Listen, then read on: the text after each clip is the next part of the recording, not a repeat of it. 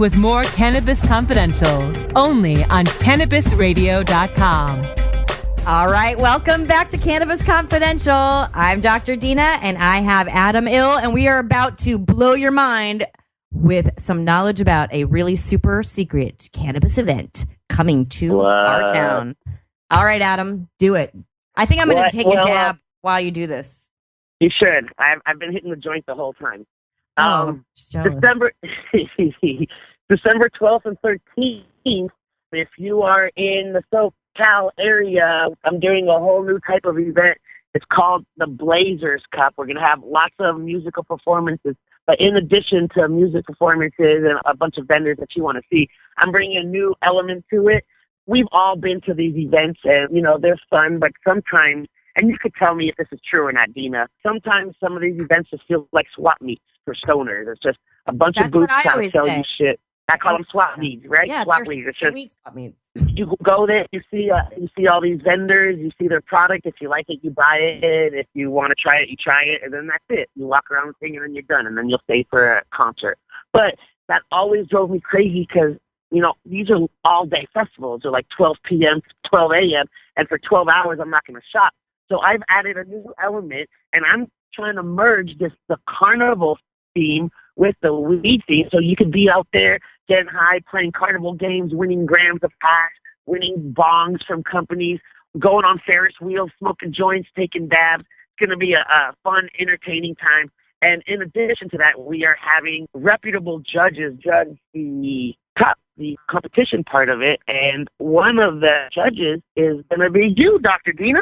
No way. What? Are you down to try some of California's finest flavors? And am I down? Like, I was born down. Are your lungs ready? I'm practicing right now. I'm getting ready. We're going to saturate everyone's bronchial sacs and make sure everyone gets as high as I am because it's going to be a great time. So we'll be lots of fun and entertainment and consumption, and it's going to be an epic event. I think all the information is on blazerscup.com of the performers. I know they got Kid Ink, Ty Dollar Sign, Lil Debbie, Burner, just to name a few. I know there's a bunch of them. I can't really think of them off the top of my head, but it's going to be a great time. December 12th and 13th, the Blazers Cup. December 12th and 13th, I am there. Yeah, before that, I think I'm going to Jamaica for the High Times Cannabis Cup. You think? What? No, I know. It's going to be a great time. I'm the one that booked your ticket, so I know you're going. International smoking. I know. It's going to be, I'm so excited for that. I watched some new shorts today for it, too, because I've never been to Jamaica, and I'm ready. But I heard it's going to rain. Dina, is that true? Is it going to rain? They said it's like rainy season in Jamaica. But it doesn't matter. It's hurricane season. I do know that much. Don't say that. I'm a delicate dude from the valley. I don't know if I'm ready for a hurricane. Well, we'll make it through. We'll have plenty of cannabis, and we're going to go check out the Rastafarian culture out in Jamaica. This is the very first time that High Times is ever going to have their cup there, and it's replacing the Amsterdam Cup, which is really kind of sad. That's crazy. Not about having us there anymore. Well, and everyone thinks Amsterdam is like the capital of the world for pot. And being in Amsterdam a couple times, I could tell you that their weed sucks, and it's not the best place to get high. But I'm sure if you're in Europe, then you're all about Amsterdam. But also, when we go there, we go to Amsterdam in November for the cup. It's fucking freezing out there. It's freezing, and you can get good cannabis if you know the right people, but the thing about Amsterdam is just, it's the energy. It's the being able to walk into a coffee shop, buy some weed, roll it up and smoke it, and nobody cares. And that's what I do love about their culture. And I really wish that the U.S. would embrace of allowing people to medicate, allowing people to go somewhere to smoke, because that seems to be the only problem we have. Now we have dispensaries and people are just kind of preventing us unless you go to a secret sesh or a party like that. Yeah. Where do you go to smoke with your friends? And there are some type of, there are little clubs, like social clubs and hash bars that are out there, but they are super underground. And word of mouth. They're not advertised. People don't really know about them. So these places do exist, but, it's on the level of, if you know, you know. And there needs to be more open public places like that for people to get together instead of, chilling out in their apartment, smoking, getting yelled at by their neighbors or their landlords because it smells funny. Exactly. Well, I'm excited and about the Blazers Cup and judging. That's so cool. And I definitely hope that everyone who's listening comes out December 12th and 13th to the NOS Event Center in San Bernardino for the Blazers Cup and watch Adam do his thing as the host. Yeah, and let everyone know that if they want to come, they can go to blazerscup.com right now, buy tickets, and put Dr. Dina 420 as a code word and get a discounted rate on their ticket. And tickets right now are only $35. What? All right. Well, yeah. I am so excited. I can't wait to see you all there. Adam, you are an awesome guest, and I'm just so thrilled that you came on. You're my weed warrior of the week because you get the word out. Woohoo! And I cannot wait to smoke one later with you, Yeah, join me every Thursday night on B-Real TV for Getting High With and get high with me. Yeah. Or you can maybe find Adam during the week at Green Thumb Show with Dr. Green Thumb himself, Be Real. Yeah. I know you or just in the street, just see me and throw up the international dap sign and we'll get high. There you go. All right. Well, thank you, Dina. Thank you. We're out of time. I'd like to thank you so much, Adam, for being on today. And I'd like to thank everyone at Cannabis Radio, including my awesome producer, Brasco. You rock. Join us again next week for another edition of Cannabis Confidential.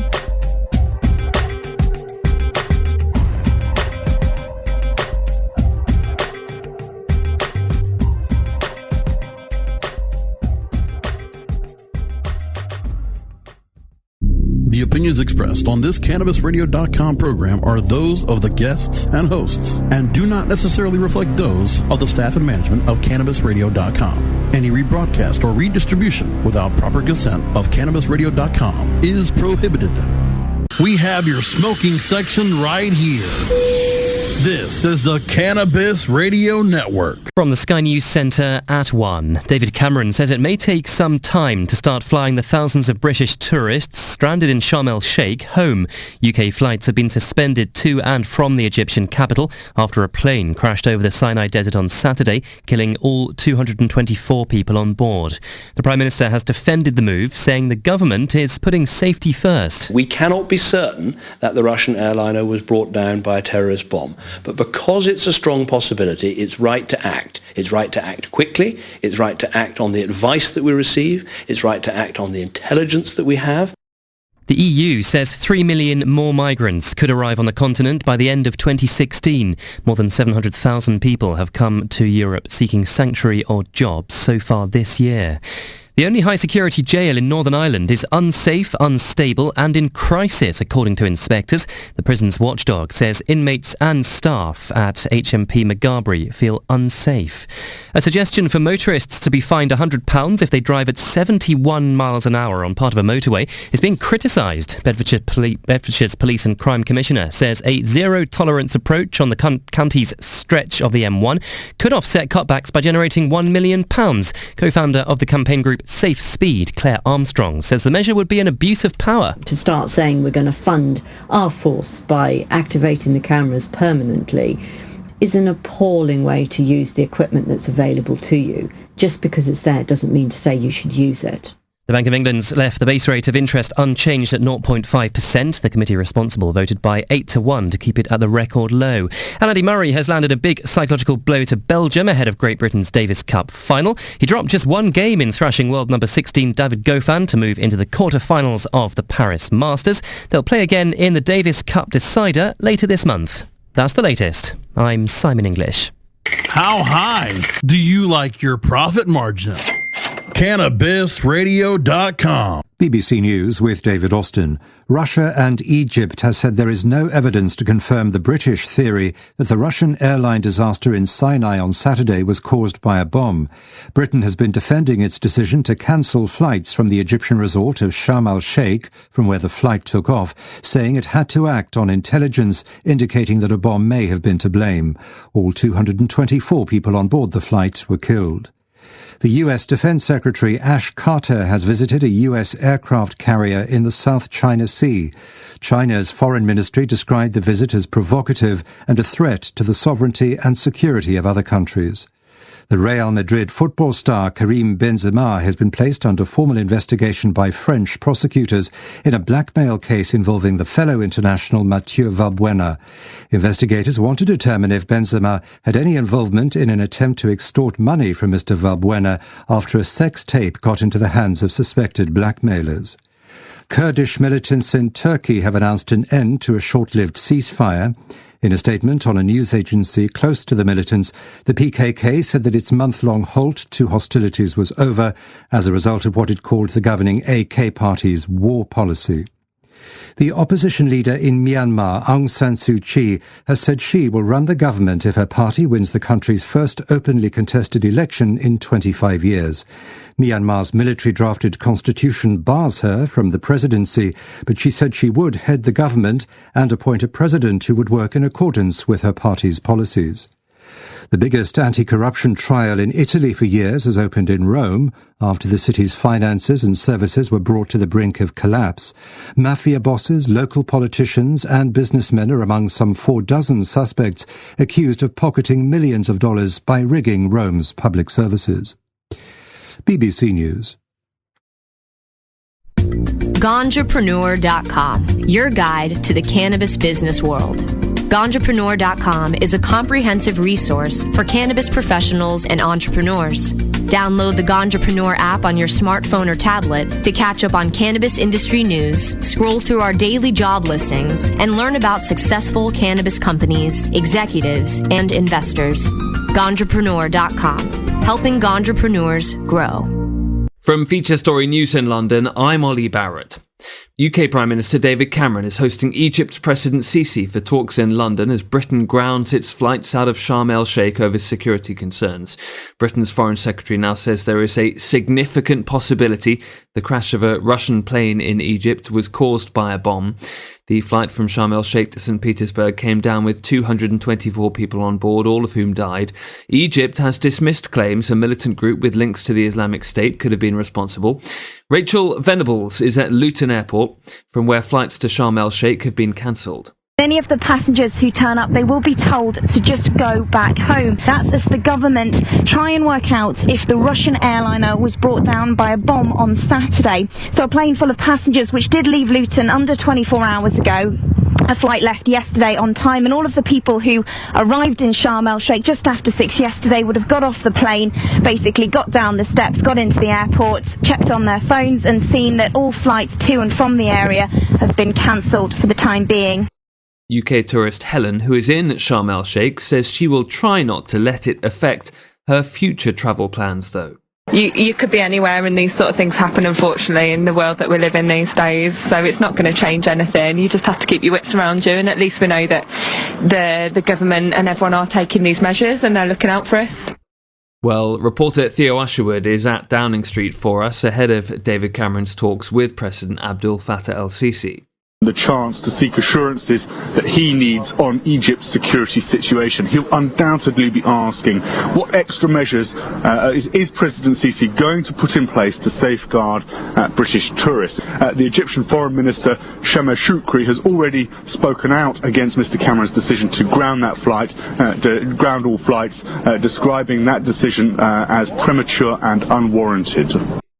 In other news now, and a major rescue operation is going on in Lahore in Pakistan to save dozens of people who are thought to be trapped after a factory collapsed there. At least 7 people are thought to have died. The factory collapsed on Wednesday under construction. Cranes and bulldozers are now being used, and the army has been brought in to help the rescue efforts. The opposition leader in Myanmar, Aung San Suu Kyi, says she would be above the president if her National League for Democracy party wins the election there on Sunday. The NLD is expected to perform well in the vote, but Aung San Suu Kyi is banned from taking the role of president by the country's constitution. The elections will be Myanmar's first openly contested vote in 25 years.